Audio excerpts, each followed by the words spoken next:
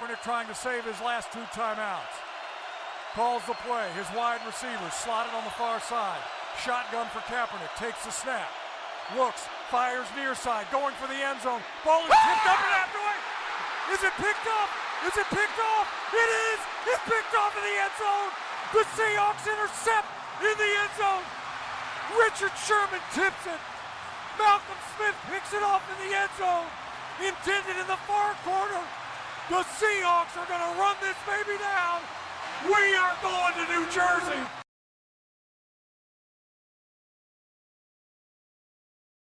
So Media Day was a success.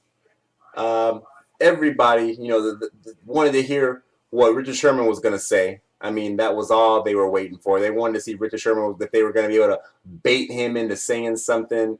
But actually, it actually went pretty smooth. The Broncos actually had their Media Day first. Peyton Manning's podium was just stuffed full of cameras and reporters and camcorders and all that shit. Obviously, the most popular podium in the arena. They asked a lot. The media asked a lot of ridiculous questions. I mean, Media Day is a joke, actually. But a successful Media Day for the Seahawks. Richard Sherman went up there, said his piece. Sent Dion on the hunt for Marshawn, who actually did stay and do some time with the press. Where there was some talk that he wasn't going to show, and then once the Seahawks arrived, there was some talk that he left before he even talked to anybody, and talking about whether they're going to fine him and all this crazy stuff. But then Dion found him, and he did a little quick interview with Dion. And you know what, Marshawn Lynch, man, it's just not his thing. It's just not Marshawn Lynch's thing to talk to the media. He gave Dion a little intimate one-on-one, but it's not his thing. It's just not his thing. It's his thing to go on the field and play football. And that's that.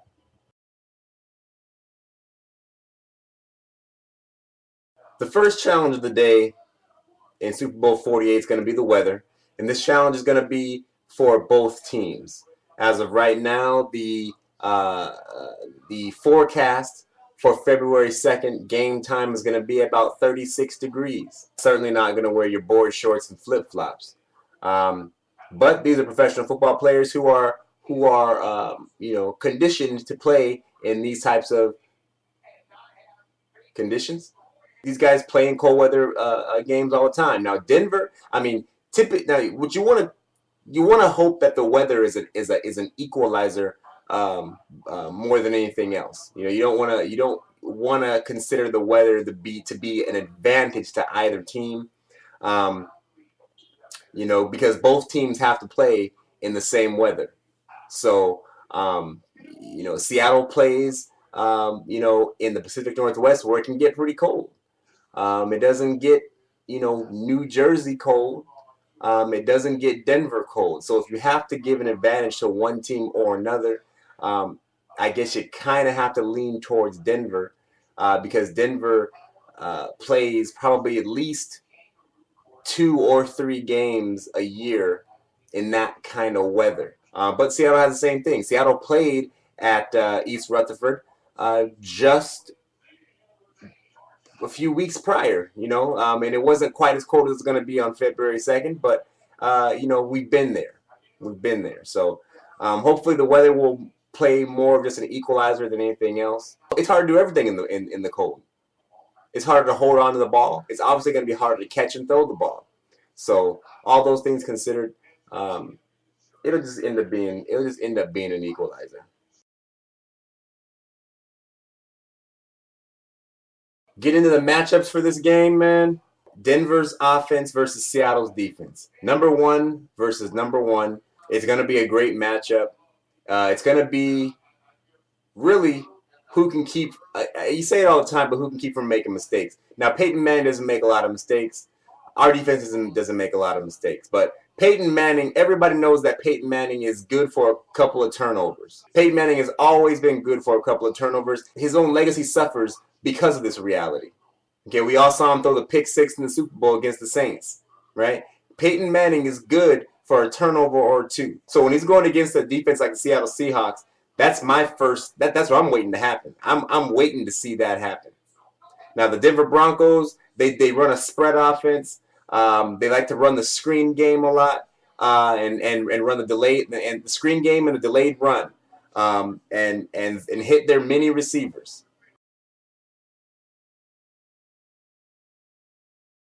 Denver has big receivers for their number one and number two receivers. Okay, they've got Demaryius Thomas, who I believe is like 6'4", 230 or something like that, and Eric Decker, which is 6'3", 220 something. So big receivers that are going to match up against our big corners. Now I think Seattle has the advantage. Seattle has, I think, a clear advantage there. Now, Demaryius Thomas is big and fast, but if you look back at players that Seattle has played against, receivers that Seattle has played against that were big and fast, Megatron, Anquan Bolden, we've held them down. Now, you look at players like T.Y. Hilton. T.Y. Hilton cut us up for a whole football game, right? So Denver's number one and number two receivers, are going to be held down when we're playing our man press. Those guys are going to have trouble getting off their coverages. Okay, now the problem is when they start coming out there in 3, 4, and 5 wide receiver sets, and they start bunching them up. When they start running those bunch formations, that's when things get different. Now, hopefully we don't have somebody coming across the middle and throwing a shoulder check into Byron Maxwell. Hashtag Aqib Talib. Or anything like that, but they run these bunch formations. They call them man beaters. And Seattle is a man defense. So you bunch your receivers up. That way you don't know who to guard, who's going to go where. Now, when Decker comes in the slot, okay, and they bring in Holiday, that's going to make things a little bit different. You've got Walter Thurman. Walter Thurman can't stay with Wes Welker. He just can't. He just can't. I'm calling right now. Walter Thurman cannot stay with Wes Welker.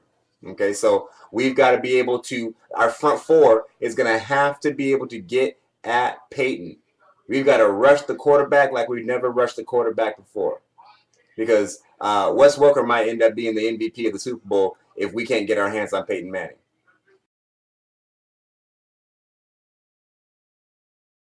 Denver is more than likely going to come to this game doing what they have been doing a lot of, and running the screen game. They've been running that screen game to Monty Ball, running that screen game to Noshan Moreno, and they're doing a very good job of it. They set it up really well, and they get big gains out of it. Big gains out of it. It's an extension of their run game because they don't really run the ball in an orthodox, running fashion. Okay, they run the delayed run.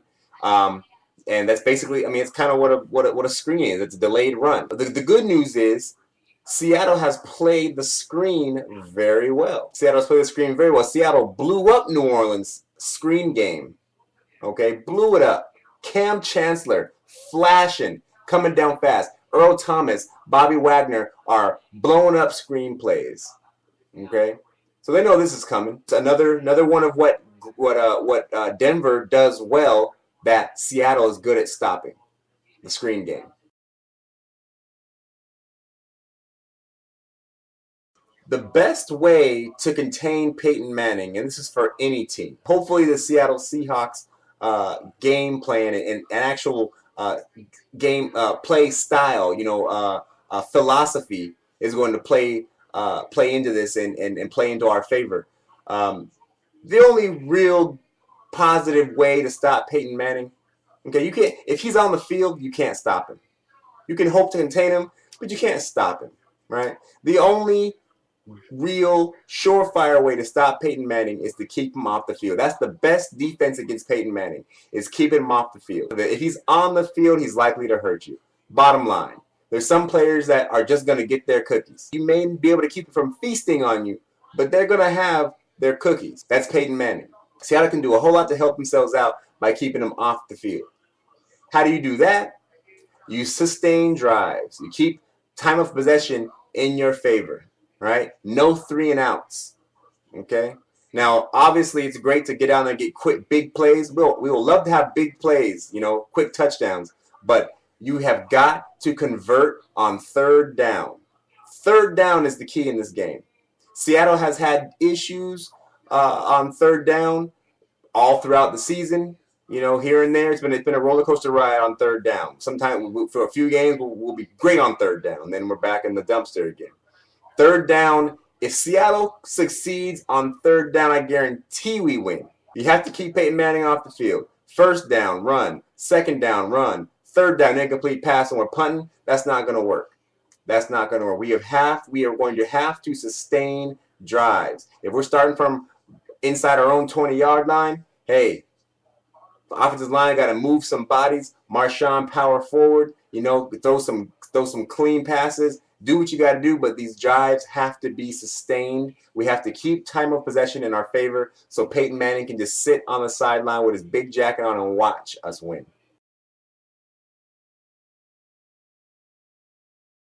Marshawn Lynch needs to just keep the ball rolling. Marshawn Lynch has been impeccable, wonderful, outstanding, dynamic. And you know what else? He's been good. Marshawn Lynch has to keep the ball rolling. He's rushing the ball. He's run the ball for over 100 yards each game this postseason. And he's pounding, he's pounding, and then he's breaking, which is exactly how we need to play the game. It's exactly what exactly it's Seahawk football. It's Seahawk football. Pound the ball for 2. Pound the ball for 1. Pound the ball for 2. Pound the ball for 6. Pound the ball for 2. And then sooner or later, you know, late in the second quarter, he busts one for 30. You know, and then late in the fourth quarter, he busts one for 46 and a touchdown. You know what I mean? Like that's what has to happen. Marshawn Lynch has got to keep on just doing what he's doing, pounding that football. So that means that the offensive line has got to move bodies. The defensive line of Denver has some players on there that are going to be able to make some plays. So we have got to be able to move the ball. We got to just keep with the run game. We cannot get out of Seahawk football. Do not give up on the run game. I don't care if we end up down 10-0 like we were against San Francisco. You cannot give up on the run game. Even a run game that is statistically looks like it didn't do much in a game has an effect on a defense. It's hard to play run defense. And if you keep on running into a wall, sooner or later that wall is going to soften up. Marshawn Lynch has a good game. Seattle Seahawks are hoisting the trophy. Percy Harvin. Lo and behold, who would have thought that this would be the situation? We end up playing with Percy Harvin in the Super Bowl after he literally doesn't play, almost doesn't play at all the whole season. He showed up for a few snaps in the Minnesota game. He actually technically played the whole game. And made great plays. Made a few catches. Had a great kickoff return. And it was like, all right, he's here. Then turns out that he aggravated his hip injury, and he's out again. Came back for the Saints game, and he played, what? I don't know how many snaps. Gone again with a concussion. Now, I don't got to get back in that again because I don't want 504 Flamer to jump on my back about it. But he was gone again. So we missed him for the damn championship game. But, hey, it's Super Bowl time now. And we have him, the secret weapon, the X Factor. He's here for the Super Bowl. Percy Harvin indeed will be a factor. Unless, of course, Danny Trevathan, takes a shot at his head on the first play of the game and he's out with a concussion for the whole rest of the game. Who knows? Percy Harvin will certainly be a factor. You just have to put the ball in his hands. Simply having the football in his hands makes him immediately the most dangerous person on the field. So I'm not talking about throwing the deep ball down the field to him. I'm talking about running the ball out of the backfield. I'm talking about running that end around play that they ran before. Actually, they called it, what was it called? The jet sweep. Run that jet sweep to him, like he did against the Saints. Run those bubble screens. Bubble screens. It can be the prettiest play out there. Take one step forward and jump back and catch the ball and wait for those two blockers on your side to make a block for you and just run to the open space. You usually have to make a move on one guy. on a bubble screen. If anybody can do that, if Golden Tate can do it, Percy Harvin can damn sure do it. Okay, so look for Percy in those kind of plays. Oh, the end arounds, I don't see us running any reverses, but an end around play, a bubble screen, a jet sweep, and then just look at him out there on those slants. You know, I mean, it doesn't take nothing but a step in and then cut, run a quick slant. Percy Harvin can take it to the house off a slant play. So, you know, Percy Harvin is, for me already, I'm calling it right now, Percy Harvin as the X factor. Russell Wilson, long hair, don't care. Besides needing a haircut really, really bad, I think that he is very much ready for this game. The only problem I have with Russell Wilson as of late is it seems that he's a little bit hesitant to pull the trigger, which I can almost appreciate, which I actually do appreciate, but it just gives you that what if. I have that what if factor going on with me, because they show that replay and you see guys down the field that he just didn't pull the trigger on. Maybe he didn't see him. You know, he's always running for his life. But is he pulling the ball down to move around too quick and not giving it a few more seconds, not trusting his line, or is he, you know, does he not have the vision, or, you know, what is it? You know, I don't know. But we're winning games. I'm not going to complain about what he's doing. But it seems like he is a little bit hesitant to pull the trigger, and that's fine because he doesn't want to turn the ball over. And I'd much rather you not turn the ball over. However, I will say this. If you throw a deep ball, I mean a deep ball, not a 20-yard pass, but if you throw a deep ball and it gets picked off, in most cases that's just as good as a punt. All right, given you know, sans the off chance that the interception return for a touchdown, which is probably not going to happen. But if you throw a deep ball and it gets picked, I very rarely get upset about that. Because you throw a deep ball, typically Russell Wilson's not going to throw a deep ball into coverage. So you throw a deep ball down there and the receiver falls down. Or, you know, he puts it in a bad position, whatever the case may be. Throw a deep pass and it gets picked, no big deal in my eyes. If you throw 3 interceptions in the game and all 3 of them are on deep balls way down the sideline, and the field position is flipped because of the pick, hey, they still got to go 80 plus yards. Who knows how long to get a touchdown? Now, obviously, we can't score if the ball's not in our hand, but take the chance. Take the chance. But again, that's just me speaking from one side. I do understand not wanting to turn the ball over, which makes perfect sense. Hope we don't start the first play of the game with a fumble like we did against Frisco. That would be unnerving. But Russell Wilson just needs to keep on doing what he's doing. Keep on doing what he's doing. Manage the game. Make good throws. Put the ball in the bread basket. And receivers, as long as they make the catches, will be good to go. Yeah, Russell Wilson, as long as, if nothing else, if Russell Wilson just keeps on doing what he's doing, we'll be all right on offense.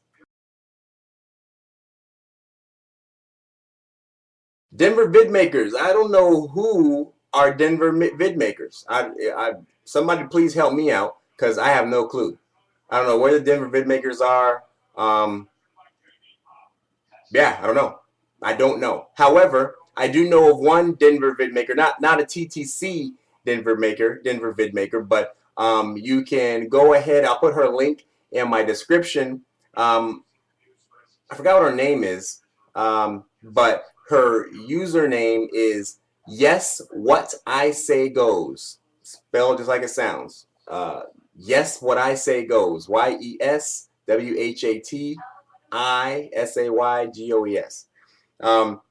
This chick is actually pretty cool. I've been watching her all year long.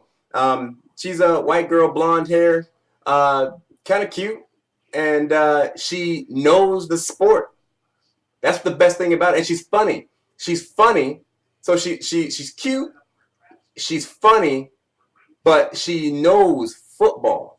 And that's what's cool. I mean, unless she's just doing a very good job of reading off a script and making it sound like it's her own knowledge of the game, more power to her. That's what she's doing. But just watch her videos. The chick is on point, man. She green screens and makes shit look cool and everything. Like I like her videos a lot.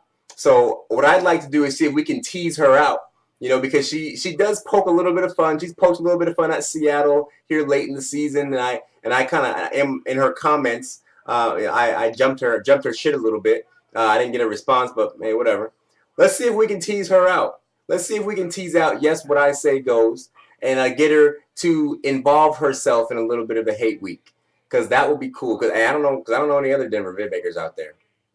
So yeah, let's 24/7 Briseño, Seahawk Knight, Joe, man, Hawks Nest, anybody, man, let's get her. Let's get this chick. Let's tease her out and see if she will contribute to the Super Bowl hate week, or if there's anybody else, give me some information. Put it in my comments. Let me know who else of these donkey vid makers are out there.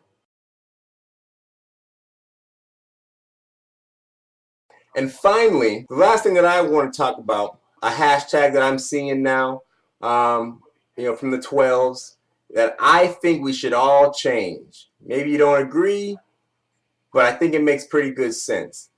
Now, the 49er fans have been they had their hashtag Quest for 5, right? The Quest for 5, hashtag Quest for 5. So now, a few of us I've been seeing around on Facebook and everything else, the hashtag Quest for 1. I don't like that. I don't like hashtag Quest for 1. I don't like Quest for 1. The Seattle Seahawks, your Seattle Seahawks, have one of the youngest, brightest, up-and-coming teams in the National Football League. We have a second-year quarterback who's playing in a Super Bowl, who's only going to get better with every drop back.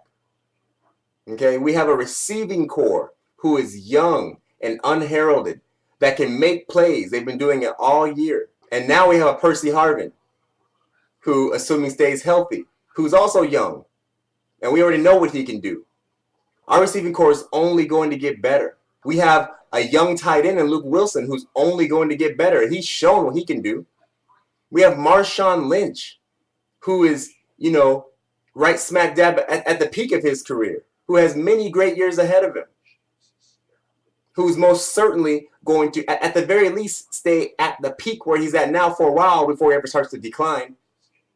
Okay, we have the best defense in football. Young players that can still get better. Byron Maxwell, all of a sudden. Richard Sherman, third year in the league.